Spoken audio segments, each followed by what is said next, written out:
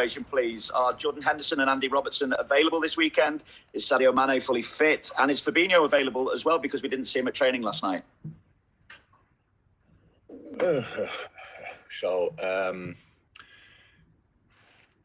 Endo and Robert didn't train with the team yet. They did their recovery stuff, rehab stuff,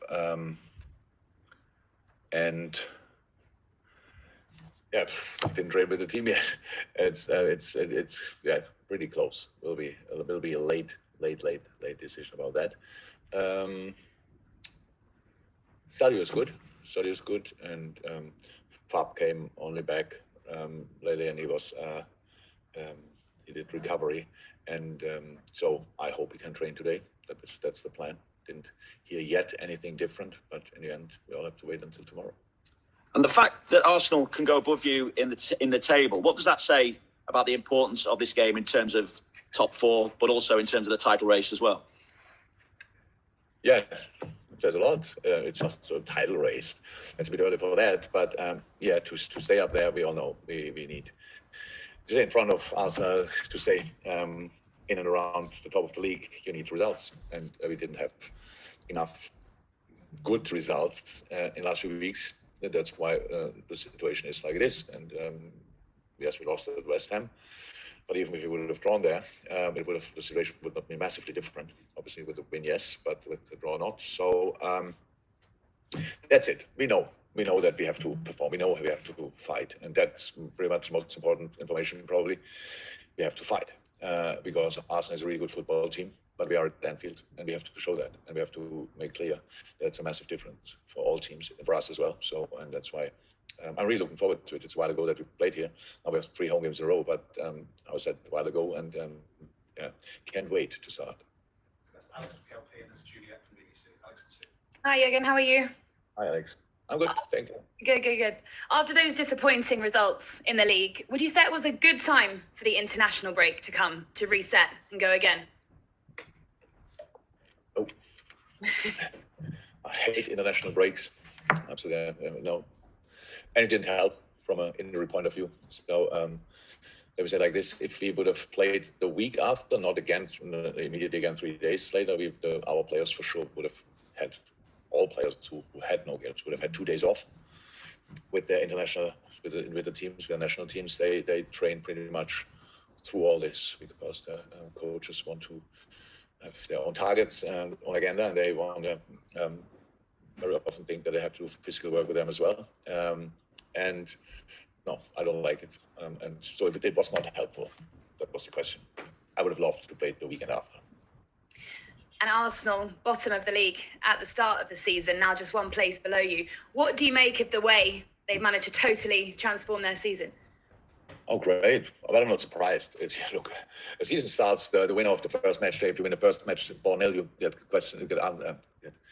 ask questions about can you win the league, stuff like this, and you think, oh my God, it's really early. If you lose the first game, then you are directly in the relegation battle. Obviously, with the quality of Arsenal, there was never a chance that they stay where they were at the beginning of the season. And so it was always clear that they'll come back. The way they came back is not normal because they are since then have an incredible run of results, and they are good. They're good. They know they were lucky in 1 or 2 games where it could have been different. All these kind of things. Crystal Palace played an incredible game against Arsenal, for example, and I think Arsenal equalized late, if I remembered right. And but these kind of things you need to get results together, and it's what they did. And they won a lot of games, and that's where they are. But we are not surprised that Arsenal is a really good football team, and but we have to make sure that nobody forgets that we are a really good football team as well. And we lost the last game. Yes, that's true. But that is over long ago, if you want, 2 weeks ago. So now we have a chance to do better, and that's what we will try. Alex, we'll go to Juliet, the BBC, and then we'll go to James from Talksport. Hey, Jürgen.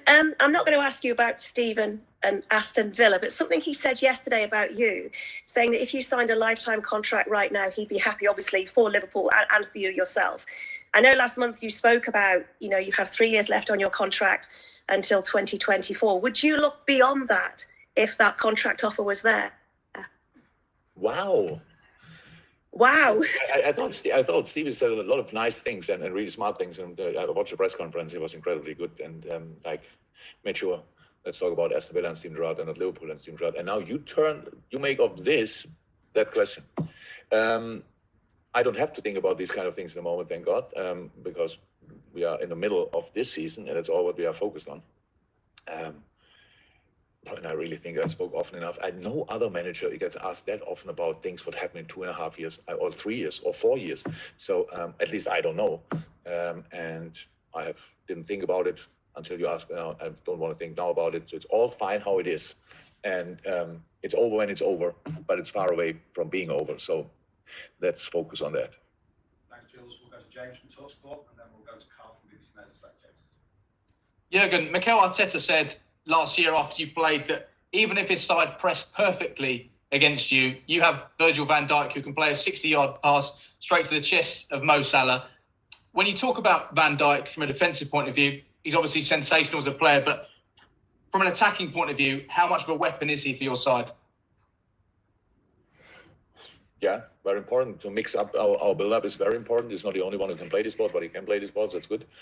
I think the boys, our centre halves, improved in the last few years a lot in all the build-up situations, and they very often are the first ones to get the ball from the goalkeeper. So it means that's an important role. They don't have to play the final pass, but they can play whatever. The second last or third last or whatever. So that's how it is. And the main thing about these kind of things is if you mix it up, it makes we feel that very often ourselves. It makes it just more difficult for the opposite team to adapt to it, because you think you have an idea for this pass, you have an idea for that pass, you can close the center, you close the gaps, all these kind of things, and then they play over your head. Many teams do that with us constantly, and so we thought years ago we should try that as well. And yes, it's Virgil is a really good player, and I'm really happy that we have him. And yes, he has plenty of strength, and hopefully he can show them all on Saturday. If I can just ask you about Steven Gerrard, he said yesterday that you'd exchanged a few messages before the game. What messages did you send him ahead of his first game in charge at Aston Villa? No, not before the game. After he signed the contract, we exchanged messages. And there are messages, otherwise I would have posted them, which I don't do because they are private. And he said one thing, and yes, that's true. I'm looking forward to meet him. That's true. I'm really happy for him. But what we write is completely fine if that stays private. Carl, the BBC News side for one, then Carl Markham from the French Association. Then need the hands up for the breakout section. Hi, Jurgen. Hi. Nico Williams, he played really well for Wales on the international break at left back as well. He's shown his versatility. How much has he improved? And with all the games coming up, is he going to get more game time? Do you think? Is he pushing for that for a start? He's pushing. He did it already at Preston, which is good. And Nico's a young player, and he plays at Liverpool, which is we are a pretty good football team. It's not that easy to get in the first team on his maybe natural position. I'm not sure if really right back is the natural position, but there's Trent Alexander-Arnold, and then if he couldn't play and Nico was not fit, then James Milner played in an incredible way, to be honest. But Nico, I saw images of his performances, and he did really well, especially offensively. Big chance against Belgium in the last minute or so. It's all about pushing, and that's what he's doing. So he's not doing anything wrong, and then it's about opportunity coming up. And on the midfield, with injuries, you've used 9 different combinations. How difficult does it make it in? Does it make it in both attacking and defending, where it's not settled as you would like as well? It's not easy, but if it would be easy, our owners wouldn't be not paid that much money to sort all these problems. That's how it is. We have to deal with that. Would I wish to play always the same 3? No, because we have too many games for that. But would it be cool to have the choice between 5, 6, and 7? Yes, that would be really cool. And would it be cool to have some training days together to have a look what works out in the best way? That would be cool as well. But we don't have neither nor. So we have to deal with our situation. And last year, this situation, a really strange situation, in the centre half position. This year, it looks like we have a midfield disease, and we have to deal with that. And that's what we do. But there's no excuses for anything. We want to win football games, and we have to find a solution for the specific game. And the next one is Arsenal. Final question in this section, Carl Markham. Then we'll go to the people who have hands up. Carl. Hi, Jurgen.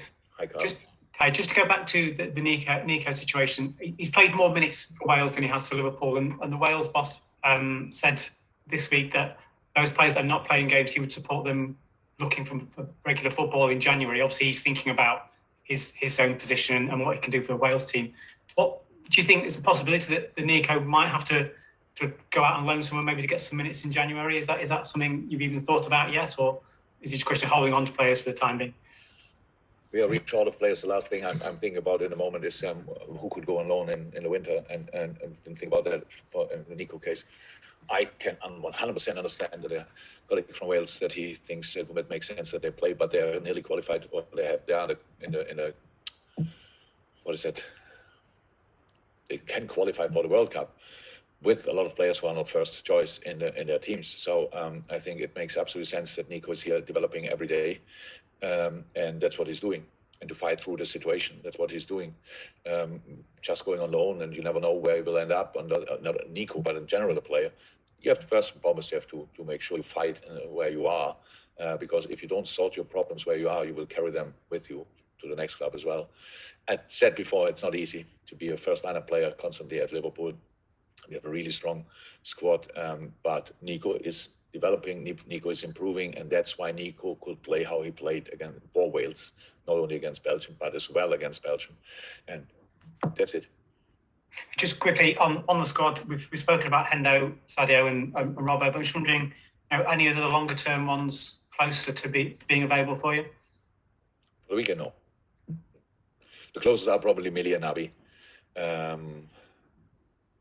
I think we explained already with Curtis, we have to, would not say day by day, but probably week by week until anybody gives us the green light, or him the green light.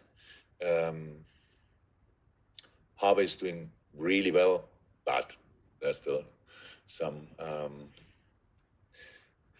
time in between now and the moment when he can start again for us. And Joe, yeah, doing well, but needs